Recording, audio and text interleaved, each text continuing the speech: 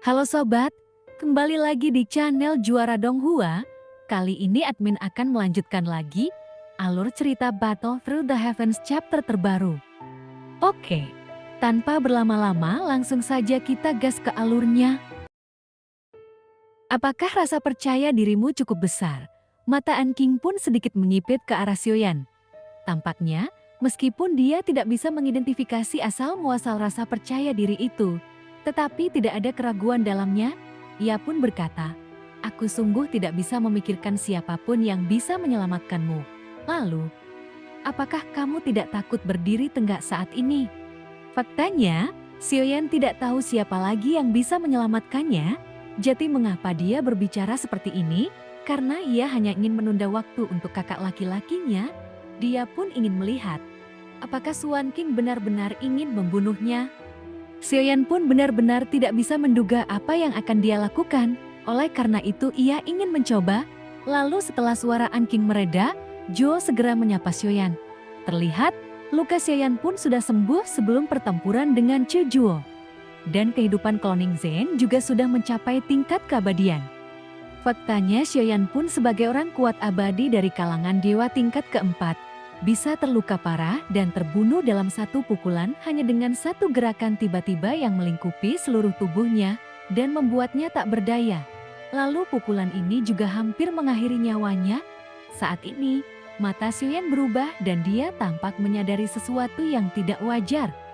Alih-alih menggunakan keterampilan bertarungnya, dia malah menampar Xiaoyan dengan telapak tangannya. Kemudian pada saat yang kritis ini, nyala api memudar di lengannya yang jauh lebih lemah dari sebelumnya. Namun, keabadian adalah milik bumi dan tidak ada yang bisa mengerahkan kekuatan abadi para dewa. Lalu dengan tamparan itu, telapak tangannya yang tidak terlihat memiliki kekuatan aturan yang kuat. Meskipun hati api Xiaoyan juga mengikuti aturan, namun kesenjangan kekuatannya terlalu besar, dan begitu dia menyadarinya, sosok Xiaoyan berubah menjadi garis darah dan mengalir tanpa henti.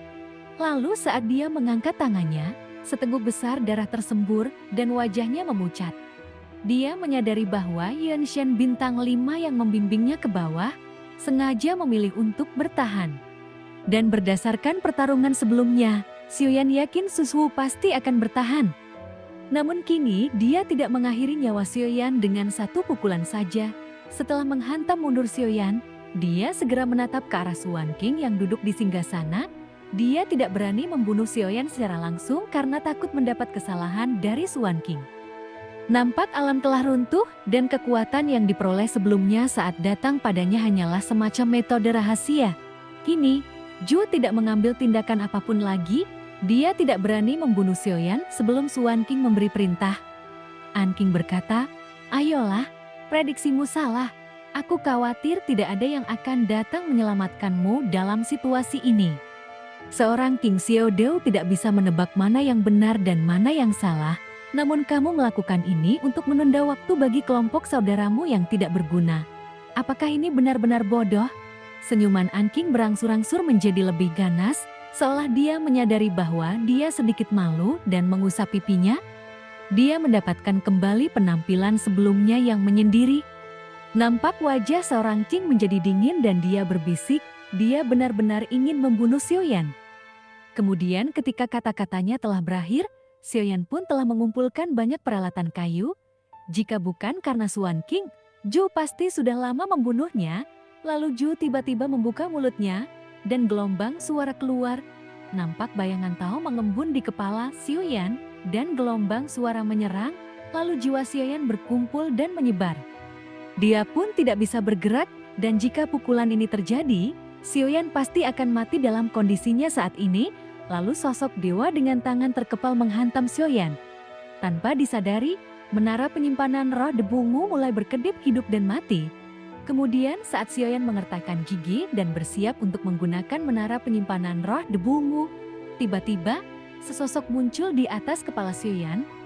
Lalu sebuah anak panah terkondensasi di depannya dan meraung keluar.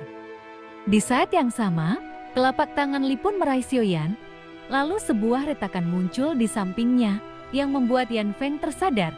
Kemudian Ren Chang segera menangkapnya. Dan orang yang memblokir pukulan ini adalah kakak senior Keyun yang paling kuat.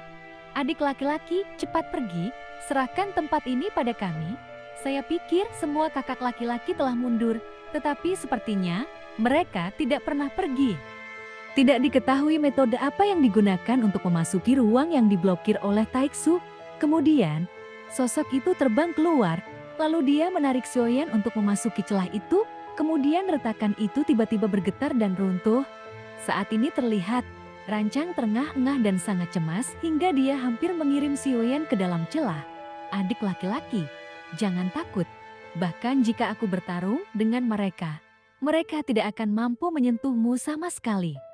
Ketika pasukan ilahi telah bubar, kita harus segera membentuk formasi penahan untuk bertarung. Hati Xiaoyan pun terasa bergetar, karena pertempuran ini mungkin akan menjadi bencana. Mereka masih dengan tegas tidak memilih untuk melarikan diri, tetapi mencoba yang terbaik untuk melindungi Xiaoyan. Jokuan Feiyu, cobalah untuk membuka ruang ini lagi dengan cepat. Jika mereka dapat mengirim adik laki-laki itu keluar, mereka dapat menunggu untuk bertarung sampai mati di Jalan Chang'e, kata Ye Feiyu dengan wajah serius yang tidak seperti sebelumnya.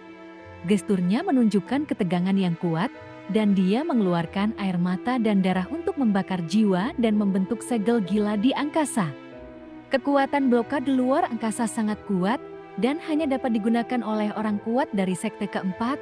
Jadi, saya merasa keabadian para dewa kelompok keempat mungkin tidak bisa digunakan. Saat ini terlihat ada butiran keringat di dahi Feiyu. Kemampuan untuk merobek celah dan masuk ke sini sudah menjadi batasnya. Nampaknya sangat mudah untuk masuk, tetapi jauh lebih sulit untuk keluar. Ayo cepat, Xiaoyan pun berpikir dalam hati. Rancang pun hanya bisa mengangkat kepalanya, dan terlihat semangat juang saat ini melonjak dari sosok Keyun. Rancang pun juga berteriak keras dan bergegas maju dengan punggung yang kuat. Saat ini terlihat total lebih dari selusin sosok muncul. Semuanya bergabung, memiliki kekuatan tempur tingkat 4 absolut. Selain itu, ada juga orang kuat tingkat ketiga yang kekuatan tempurnya setara dengan Keyun, orang kuat 7 dimensi tingkat ketiga, Yon Yanyan Weining, dan tingkat keempat cukup merepotkan, ada juga orang kuat 7 dimensi tingkat ketiga di bawah.